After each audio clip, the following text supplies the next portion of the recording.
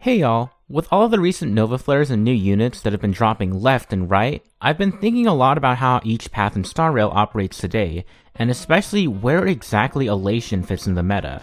Because as much as I think Remembrance was a design mistake in terms of how oppressive it is to almost every other archetype in the game, it still does have its own niche beyond just Pollux and Ligas choosing them to bypass their stall mechanics and being favorable against lots and lots of aggressive enemies.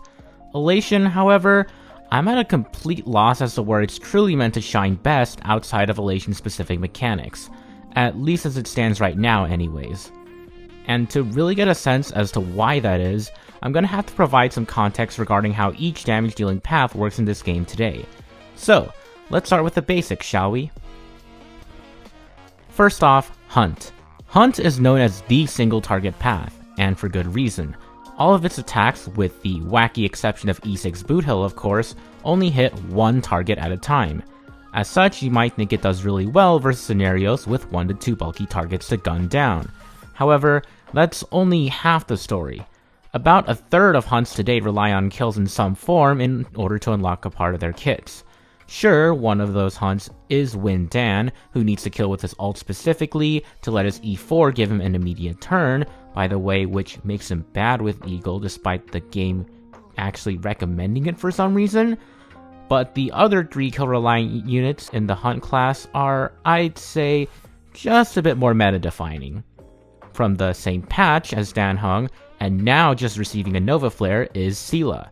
Not only does she have a resurgent mechanic which grants her an extra turn on kills and kills only, but she also gains benefits from bringing enemies to low HP, including an extra skill when damaging enemies with 50% or lower HP, and extra crit rate and newly added defense shred on her E1 when they're at least at 80% health or below. She can also gain up to 150% damage, a genuinely high amount, provided she can consistently chain 3 enemy kills across her turns. Okay, the added crit rate still being conditional in the Big 26 is admittedly weird, but at least it makes sense from a design perspective given her execute playstyle, as well as when you take into account the free Her to Hunt light cone also giving an additional crit rate boost against enemies with half health or lower. Altogether, it does end up working out like Yen Qing's crit rate boost in practice, where you'd just rather accept the overcap in crit rate for a boost in consistency instead of relying on crit fishing. But you know what other kill reliant unit doesn't have all this jank attached? That's right, it's Ashvale.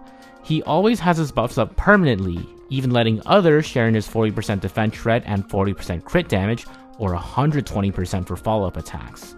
Not only that, but he doesn't even mind supports like Tribby's stealing his kills during his follow-ups, as the only condition required to gain Gluttony is that the attack results in a kill. Any kill. More importantly to this discussion though, Ashvale slots into the follow-up archetype that pretty much all other hunts follow to some degree.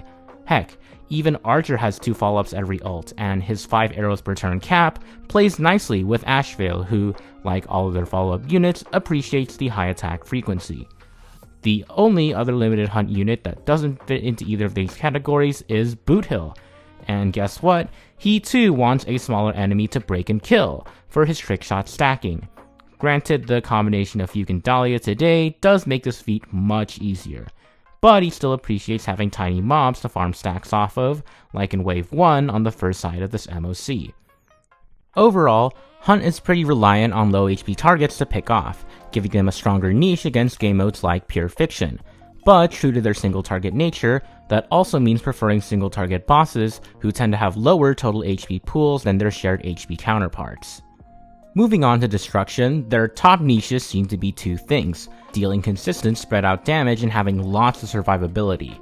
Pretty much every Destruction nowadays has some way of making themselves tanky, be it Blade or Jingliu who are HP scalers, Finon and Firefly who self-heal with every action, counter DPS like Clara and Yun Li that have damage reduction to soak up hits, and even Misha with his Bounce ult freeze.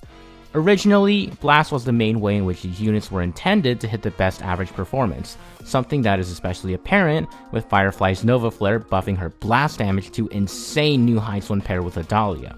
Remember, not only is she always super breaking on element now, but those blast hits now have a fixed 20 toughness added to them, changing her damage profile from being mostly single target like Dills to now heavily blast weighted like Mightace. However, Blast isn't the only way they're reworking these main damage dealers. Blade got a buff to all aspects of his kit back in his Novaflare, with his AoE follow-ups being more consistent with his new 1000% taunt value, which also in turn now battery his blast ult better thanks to the energy increase from follow-ups. And if you invest into his E1, same as with Jing Liu, his single target multipliers also start to skyrocket. But if making a synergistic kit that feeds into itself is too much effort, why not look to someone like Finon and just slap a bunch of bounces into your kit in order to average out your damage across every enemy scenario? Shui, Misha, and Yun Li already have a huge percentage of their damage contributions weighted towards bounce, not to mention Saber in the exact same patch as Finon, so it's not exactly like this is new for destruction. Unfortunately though, this is also a huge portion of why they haven't been as meta relevant as of late. Bounces deal a fixed amount of damage regardless of enemy count, whether it be versus 1 or 5 enemies, and as mentioned earlier with Hunt, shared HP and higher enemy count scenarios tend to have higher total HP pools on top of there being gradual HP inflation. This leads to these DPS being more so single target merchants, though luckily someone like Finon is saved thanks to his higher multipliers, stronger vertical investment, and his Scourge generation increasing with a higher enemy count, meaning more enhanced skills to offset more enemies.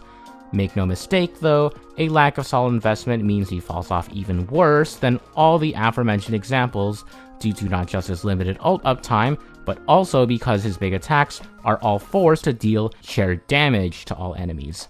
Great if it all lands on one target, less so if it wasted on fodder you weren't able to successfully kill. Also, regarding the bounce shared damage trend of quite a few destructions nowadays, I wonder what damage types the majority of Elation damage right now is weighted towards. This definitely helps them out versus general content, and definitely is not subject to the exact same pitfalls I just mentioned. Nope. But hey, if you're not a fan of damage being wasted on fodder, why not make your damage scale with the fodder instead? Erudition helps with just that, with nearly every unit in the game growing exponentially more powerful the more enemies they can kill at once. Mini Herta and Himiko gain more follow-ups with every new enemy spawn, aka another victim to bring down to 50% HP and to break respectively. Jade and Serval on the other hand just want a constant stream of AoE targets to hit in order to spam more follow-ups in Jade's case and ults in Serval's case. Argenti and the Herta can also follow in this ult loop trend, though their higher max energy favors constantly wiping out new enemies for more kill energy and passive energy gain through themselves and their sub DPSs alike. And well, Rappa falls in pretty much all of these camps, needing a steady stream of breaks for more damage, as well as more kills for more energy. In a sense, she's the most kill-reliant DPS of the bunch, with the only workaround being fighting multi-elite content like the Past, Present, and Eternal show to supplement her normally sus ult uptime. But wait, I hear you say, I thought Hunt wanted a bunch of low HP targets to pick off. And well, yeah, that's correct. Even with Hunt being kill-reliant in kit, Erudition is arguably even more kill-reliant in practice, especially when you consider that they're built around the standard of killing 4 to 5 units at a time instead of just one but very fast. This also explains why we've been starting to see Erudition units fall off in pure fiction. Good luck looping Argenti ults or even sustained Thirda enhanced skills versus 500 to 900k HP elites, regular mobs on wave 3. The reduced energy gain per kill in pure fiction can do quite a lot to disguise the fact that each AoE wipeout is still an extra 20 to 25 energy for Erudition units at minimum, not including any extra attack or spawn related energy gain built into their kits. And well, if your Erudition can't snowball, expect your DPS to absolutely melt.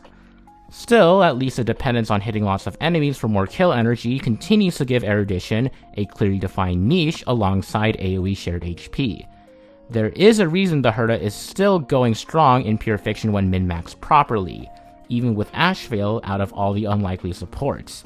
Turns out that 2 attack spammers that both lean into the kill niche and rely on ally follow-ups work surprisingly well together. Who would have thought? In any case, with the release of both Silverwolf 999 lacking a traditional energy bar and Evanescia having a stupid high max energy, both of them don't quite benefit from kills either in kit the way Hunt does, or from gaining more energy in the way Erudition does. Well then, if they don't gain any extra benefits from kills, why not spec into taking a bunch of hits instead? Well, I'm sure you already know who absolutely defines this niche. In case you aren't aware just how much Remembrance melts from enemy hits, let's break it down. Hitting both the Memo Sprite and the Memo Master provides the same character with hit energy twice, meaning that blasts and AoEs can battery Remembrance characters 2 times as hard. And for Casteress, the HP loss directly contributes to her ult, even without a traditional energy bar, as well as provokes Hyacine, her best sustain, to trigger an AoE heal, aka even more charge. And of course, Hyacine herself has her ult uptime massively fixed by aggressive enemies, gaining more consistent healing as a result, which helps her battery Remembrance as a whole even better, and also boosts her personal heal scaling AoE damage. And as if Everknight's HP loss charge mechanic, similar to Blade's, wasn't enough synergy, her Memo Sprite literally has a taunt value like Blade's too, to try and farm hits so it can explode as well. And of course, all of these Memo Sprite turns let Cyrene turbocharge her ult, giving them an extra round of ults in return, and providing each one with hyper-specific buffs to their niche. The ability to turn HP loss into an advantage has pretty insane implications. First of all, enemies deal more damage with higher level, so this actually means that Remembrance units get slightly stronger with higher difficulty. Additionally, being built to tank so much HP loss naturally means that they're much comfier to sustain, since compared to the self-damage they can deal themselves, even attack-inflated enemies can't hope to outdamage the sheer and constant healing to maintain such a costly playstyle. And of course, this means that debuffs meant to penalize characters by training their HP, see Sunder and Lygus' Antinomi's 50% max HP tax for a few examples, end up being benefits for Mono Rem, and I guess a select few destruction units as well. As such, while it seems like the archetype is just blindly good into everything right now, especially considering how strong their 4-way synergy is, when Hoyo inevitably adds another 0 to enemy HP, they'll still have their niches in enemy spam nodes like Pure Fiction, or just aggressive endgame stages in general. Surely they'd work in natural advantages like this for Elation too, and not just rely on shielded enemies for boosted performance too, right? Unfortunately, I very much doubt that's the case, at least right now. Hyper-specific shield enemies that only favor very specific types of mechanics are nothing new, but you know who did it first? That's right, Nihility.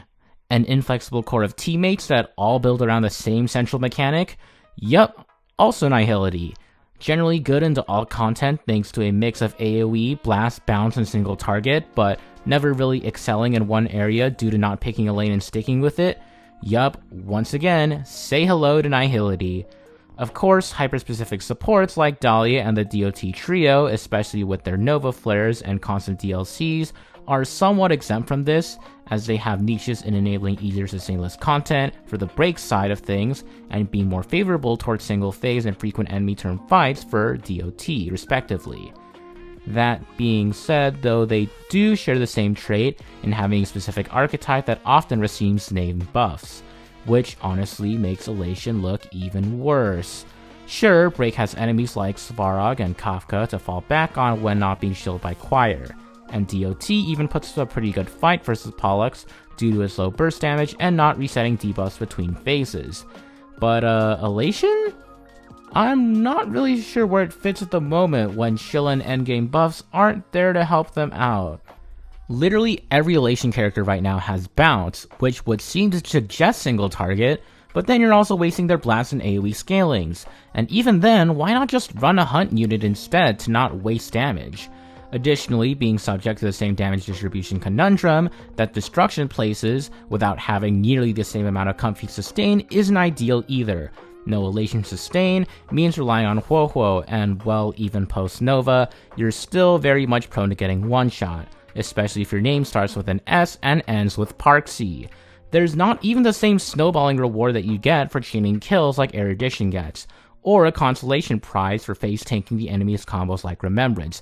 Aha, ain't moving any faster, buddy. Sure, it's fine for now, what with many of the new version 4 enemies being both easier to kill and change their attack patterns to be less aggressive if hit with Elation damage.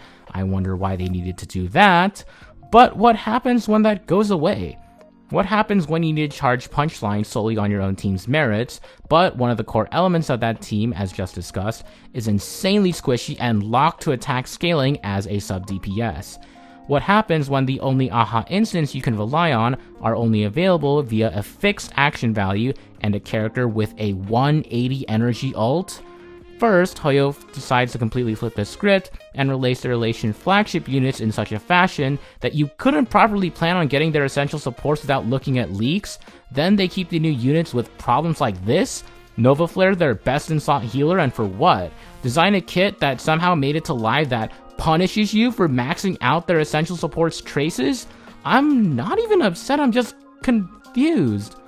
Elation is an absolute mess right now, and the only way I can rationalize this being the way it is, that isn't just the devs being incompetent at balancing their game, is there being a whole new wave of post-anniversary DLC on the way. And Elation Sustain is the obvious one, but dog, we might as well get a whole nother Elation support with how slow Yao Guang regens her ults, how frail and slow Sparksy is, and how lackluster EMC is compared to both their Harmony and Remembrance counterparts. Right now, they just seem to be good by process of elimination. They have glaring flaws when examined on their own. Of course, this is far from me from saying that Elation in its current state is bad. The endgame being favorable to them is more than enough to make up for that. If Shill can make DOT strong in Apocalyptic Shadow of all cases, see the Fei Xiao boss, aka Apocalyptic Shadow, the game mode that highlights both DOT's trouble with breaking and also has them lose quite a bit of damage from the enemy not taking any turns while at their most vulnerable, it can, of course, keep Elation afloat. And it's not like either Elation or DOT are complete frauds outside of their shills right now either. It's just that, well, with enough time, I'm a bit worried that Mono Elation will borrow too much from Nihility with its bundle mechanics, become the next Acheron model, good at everything, excellent at nothing, expensive with not enough payoff, and most importantly, with no clearly defined niche able to save them from being a waste of a new game-changing mechanic. Oh well, just gotta hope that the future looks good. Thanks for watching.